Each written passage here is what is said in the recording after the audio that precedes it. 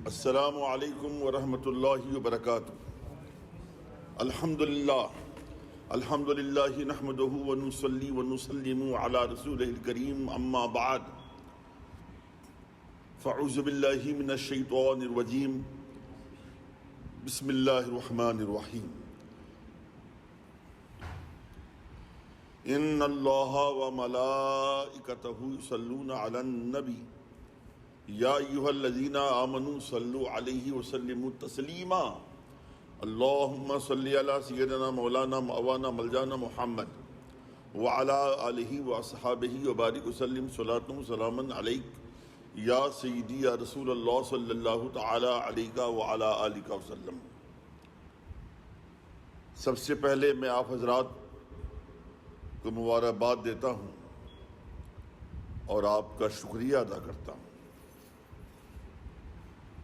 کہ آپ مسجد خضرا کی دعوت پر شہدائے کربلا کی یاد میں آپ جمع ہوئے ہیں۔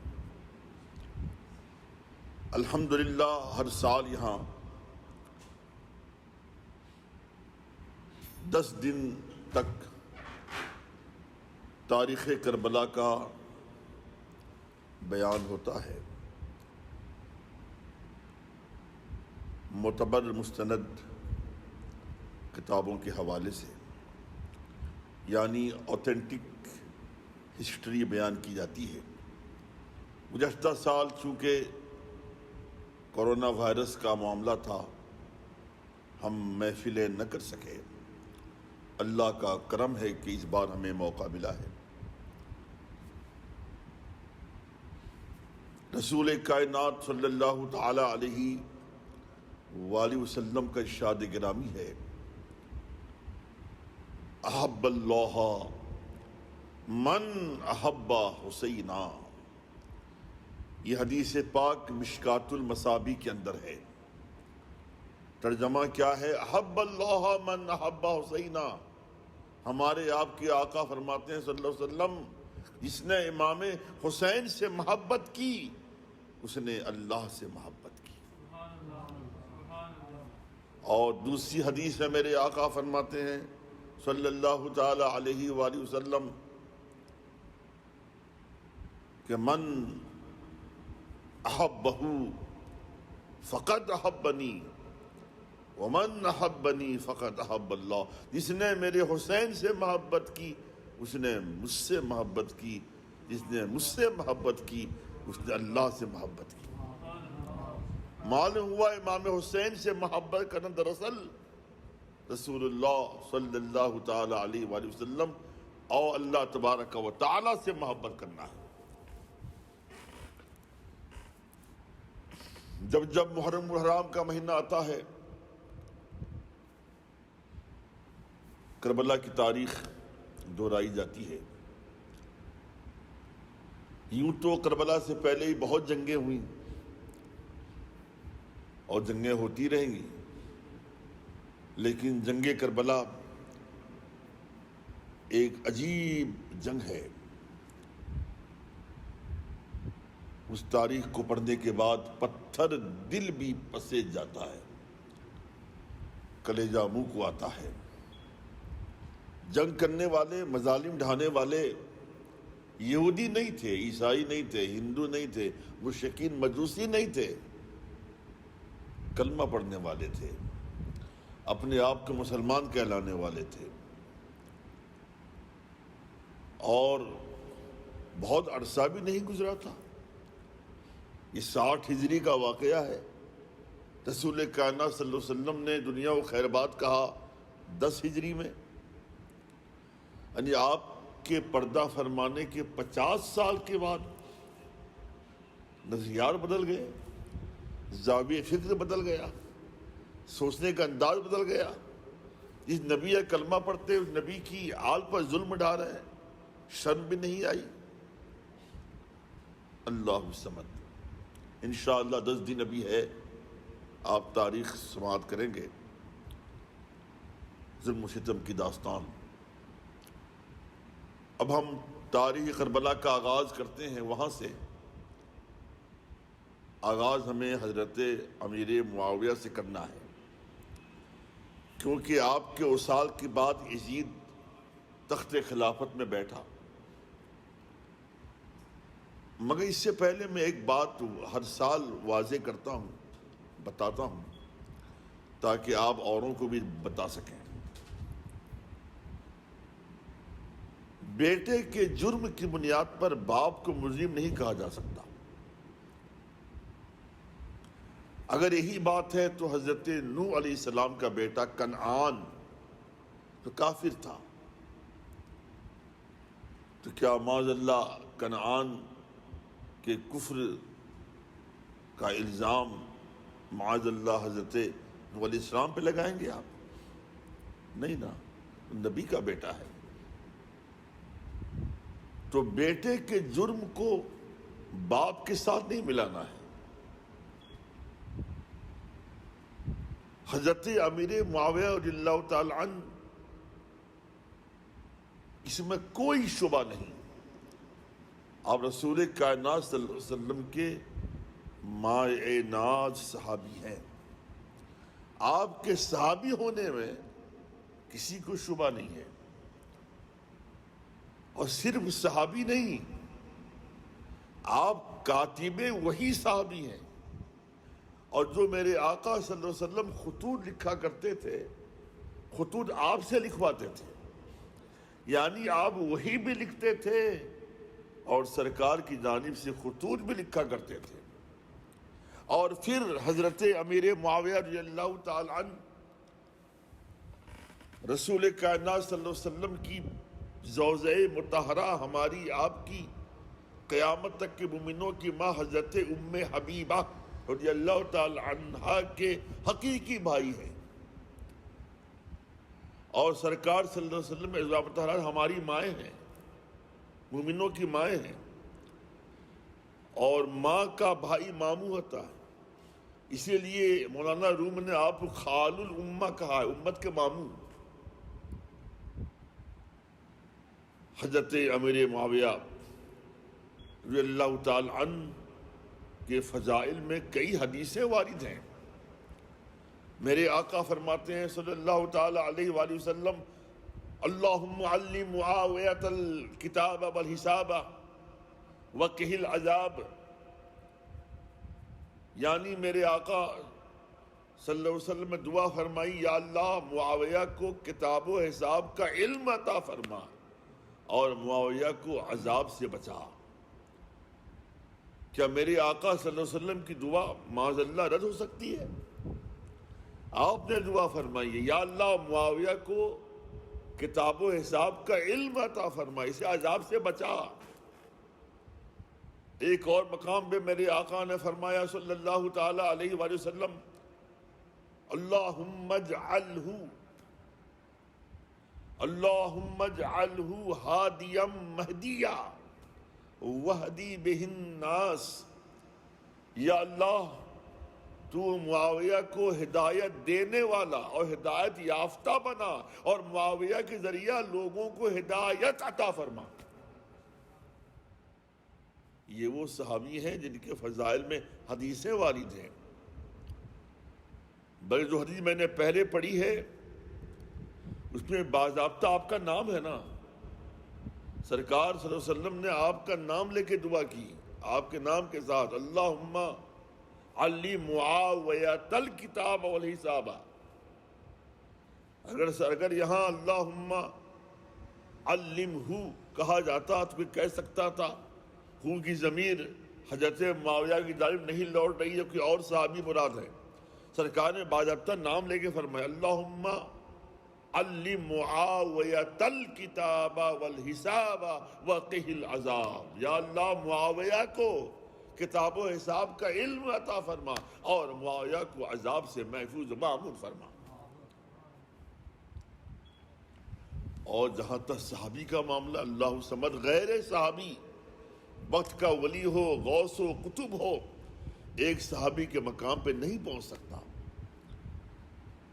صحابہ کرام کا بڑا مرتبہ ہے. میرا خدا فرماتا ہے رضی اللہ رضو عنہم، کہ اللہ صحابہ سے راضی ہے اور صحابہ اللہ سے راضی ہے. اور میرا خدا فرماتا ہے کل نو وعد اللہ الحسنہ، اللہ نے ہر صحابی سے جنت کا وعدہ فرمایا ہے۔ کہیں قرآن میں رب کائنات نے صحابہ کرام کو فرمایا متقون، کہیں کہا مومنون، کہیں کہا مفلحون، کہ میرے حبیب کے صحابہ متقی ہیں، میرے حبیب کے صحابہ فلاح یاب ہیں، میرے حبیب کے صحابہ مومن ہیں۔ اللہ نے صحابہ کی تعریفیں کی ہیں، اور تمام صحابہ کو رب کائنات نے جنتی فرمایا، جنت کا وعدہ فرمایا رب کائنات۔ اور کیا مطلب سارے صحابہ جنتی ہوئے؟ اور جہاں تک احادیث کا معاملہ ہے، صحابہ کرام کی تعریف میں حدیثیں بھری پڑی ہیں آپ کے صحابہ کے فضائل میں۔ میرے آقا فرماتے ہیں صلی اللہ علیہ وسلم اکرموا اصحابی فإنہم خیارکم، تو میرے صحابہ کی تعظیم کرو، میرے صحابہ کا اکرام کرو، میرے صحابہ کا احترام بجا لاؤ۔ فإنہم خیارکم، اس لیے کہ میرے صحابہ تم سب سے بہتر ہیں۔ اور میرے آقا نے یہ بھی فرمایا کہ لا تسبوا اصحابی، میرے صحابہ کو گالیاں مت دو، میرے صحابہ خلاف نہ بولا کرو۔ یہاں تک میرے آقا نے فرمایا اذا ذکر اصحابی فامسکوا، جب میرے صحابہ کا تذکرہ ہو تو تم زبان بند رکھو، نکتہ چینی مت کرو، چون و چرا مت کرو، کیلو کال مت کرو، نکتہ چینی مت کرو۔ اس لیے کہ سارے صحابہ سے اللہ نے جنت کا وعدہ فرمایا ہے، ہم آپ کون بولنے والے ہیں؟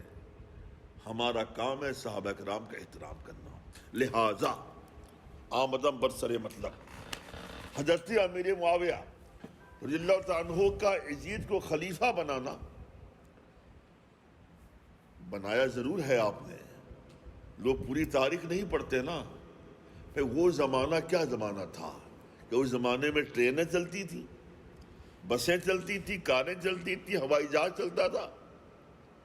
ایک دوسرے مقام پہ پیغام پہنچانے کے لیے کتنا ٹائم لگتا تھا۔ لوگ گھوڑوں پہ جا رہے ہیں، اونٹوں پہ جا رہے ہیں، ریگستانوں میں چل رہے ہیں، ہے نا۔ اور آپ ملک شام میں ہیں، ملک شام سے مدینہ پاک کتنی دور ہے؟ اتنا آسان نہیں تھا کہ میسیج کو فوراً پہنچا دیا جائے، قاصد جاتا مہینوں کے بعد پہنچتا، یہ سارے معاملات ہوتے رہے۔ آپ کا آخری وقت آیا تو یزید وہاں بیٹھا ہوا تھا۔ ایک جملہ میں آپ کو بتا دوں، حضرت امیر معاویہ کو اگر معلوم ہوتا کہ یزید فاسق ہے، فاجر ہے، شرابی ہے، زانی ہے، بدکار ہے، تو قطعی طور پہ آپ اسے خلافت نہیں دیتے۔ اس کی برائیاں چھپی ہوئی تھیں، ظاہر نہیں تھی اس زمانے میں۔ بھائی ایک صحابی رسول بھلا کیسے اس شرابی زانی کو خلیفہ بنا دیتے؟ اس کا مطلب یہ ہے کہ وہ چھپ چھپ کے برائیاں کرتا تھا۔ حضرت امیر معاویہ کو معلوم نہیں تھا، پھر بھی تو آپ کا آخری وقت آیا، یزید نے پوچھا ابا جان یہ بتائیے آپ کے بعد خلیفہ کون ہوگا؟ آپ نے جواب دیا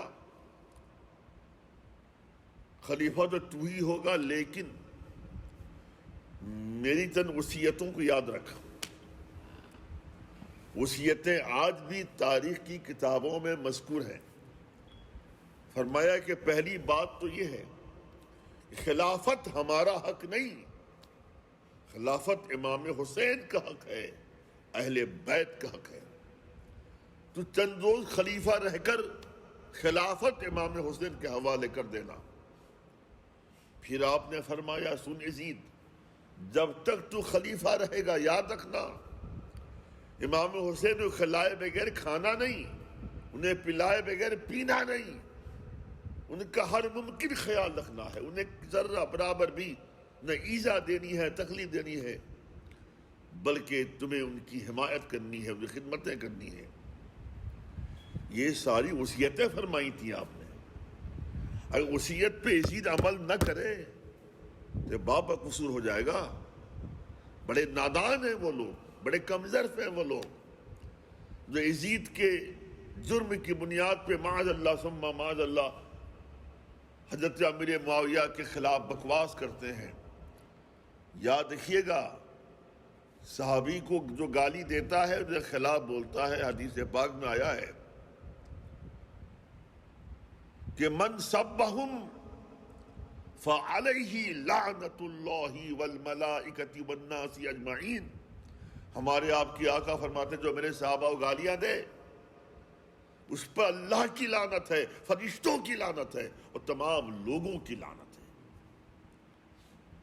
بات سمجھ شریف میں آ رہی ہے. حضرت امیر معاویہ نے وصیتیں فرمائی، آپ نے سماعت کی. اس کے بعد جب آپ نے دنیا کو خیر بات کہہ دیا، یزید تخت خلافت پر بیٹھتے ہی رنگ دکھانا شروع کیا. بیٹھتے ہی اس نے فوراً پروانہ بھیجا، ایک خط بھیجا قاصد کے ہاتھ، مدینہ منورہ بھیجا. مدینہ منورہ میں اس وقت حضرت ولید بن عقبہ گورنر تھے اور یہ محب اہل بیت تھے. یہ اہل بیت سے محبت بھی کرتے تھے، ان کا احترام سمجھتے تھے. حضرت امر معاویہ کے وصال کے بعد زید خلافت کے تخت پر بیٹھتے ہی جو خط روانہ کیا مدینہ پاک کے گورنر ولی بن عقبہ کے نام، اس پہ لکھا یہ تھا کہ سب سے پہلے تم 3 آدمی سے میری بیعت لو، اگر وہ بیعت نہ کریں تو انہیں بخشنا نہیں. 3 آدمی کون تھے؟ حسین بن علی، عبداللہ بن عمر، عبداللہ بن زبیر. یزید جانتا تھا یہ تینوں وہ حضرات ہیں جو میری بیعت قبول نہیں کریں گے. اور جب قاصد کا پروانہ پہنچا ہے مدینہ منورہ، وہ زمانہ تھا، اس وقت یزید کا فسق و فجور مشہور ہو گیا تھا، لوگوں کو معلوم ہو گیا تھا. جو تخت خلافت میں بیٹھا یزید یہ فاسق و فاجر ہے، یہ بے نمازی ہے، زانی ہے، شرابی ہے. جو اتنا بڑا نابکار تھا جو آگے چل کر اللہ کی پناہ اس نے معاذ اللہ مابین سے نکاح کو جائز قرار دے دیا. یہ خط پہنچا گورنر کے پاس مدینہ منورہ. حضرت ولید بن عقبہ نے خط پانے کے بعد آپ پریشان ہو گئے. آپ کو معلوم تھا کہ ان لوگوں سے بیعت لینا آسان نہیں، یہ لوگ قطعی طور پہ فاسق و فاجر بدکار کے ہاتھ پہ بیعت نہیں کریں گے.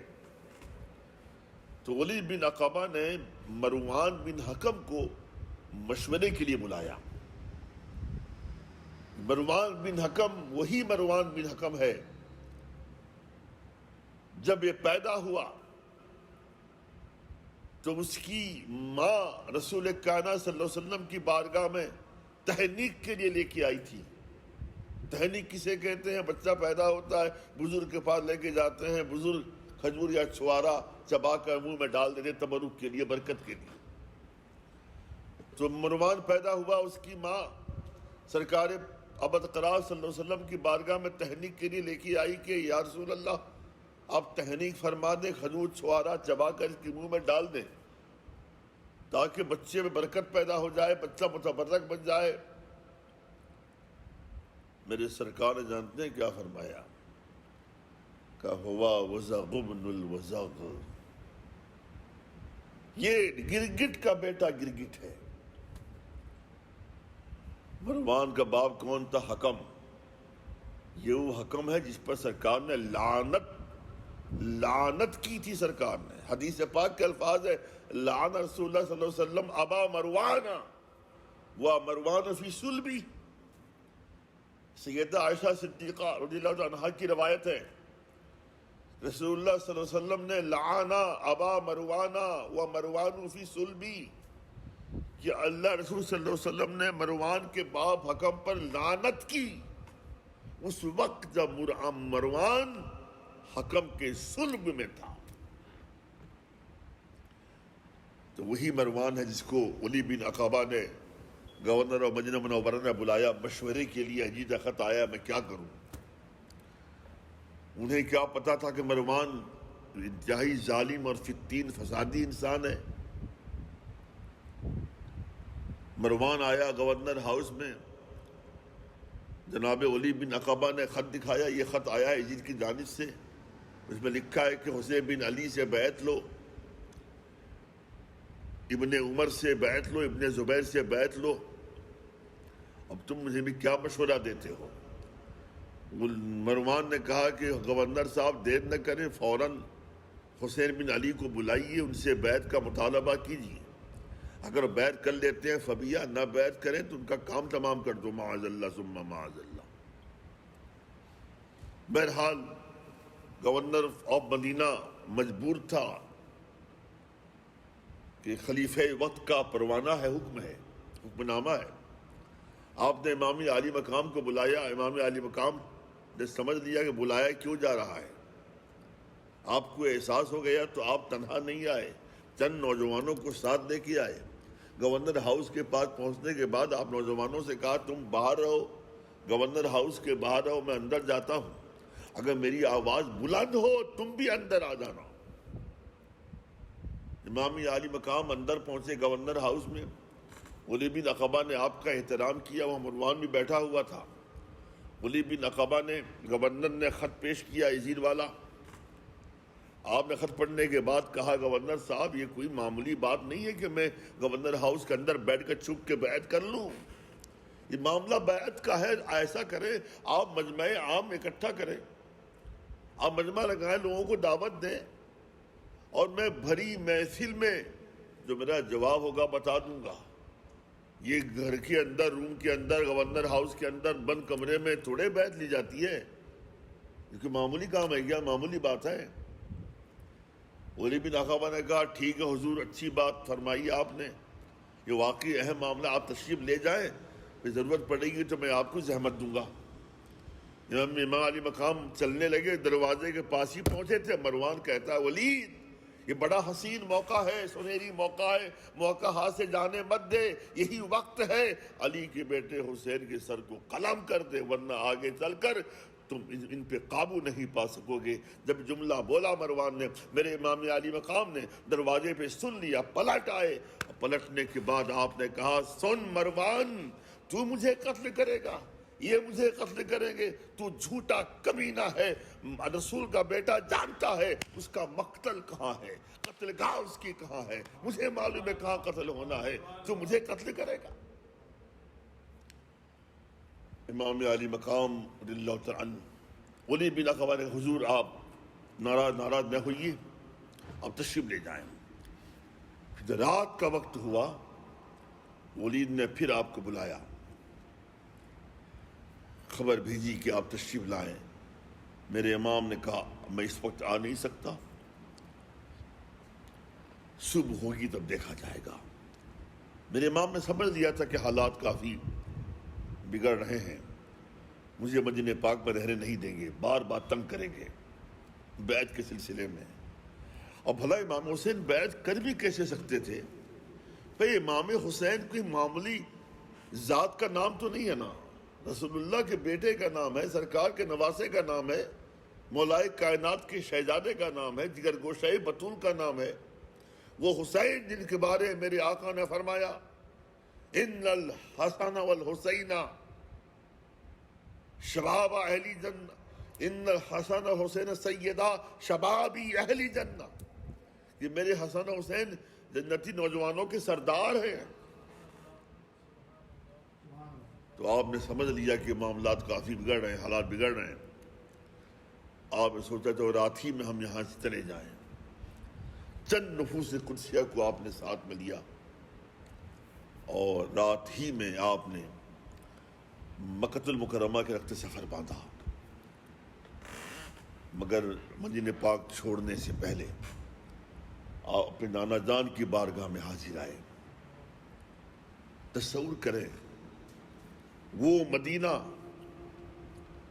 جس سے سرکار صلی اللہ علیہ وسلم نے محبت کی، امام حسین کی جائے پیدائش، وہ مدینہ جہاں سرکار کا روضہ پر انوار ہے، گنبد خضرا، وہ مدینہ جہاں سیدہ فاطمہ آرام فرما رہی ہیں، وہ مدینہ جہاں امام حسن آرام فرما رہے ہیں، وہ مدینہ جس سے سرکار نے بے حد محبت کی، اور یوں بھی وطن سے کس کو محبت نہیں ہوتی۔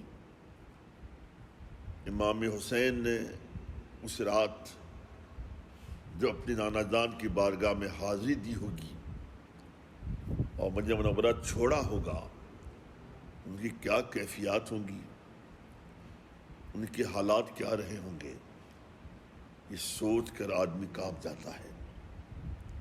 اللہ سمجھ انشاءاللہ العزیز آئندہ کل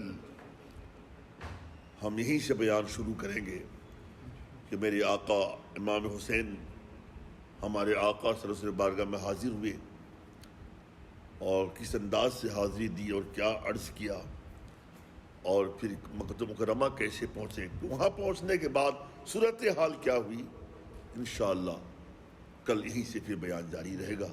وما علیہ الا البلاغ المبین۔ السلام علیکم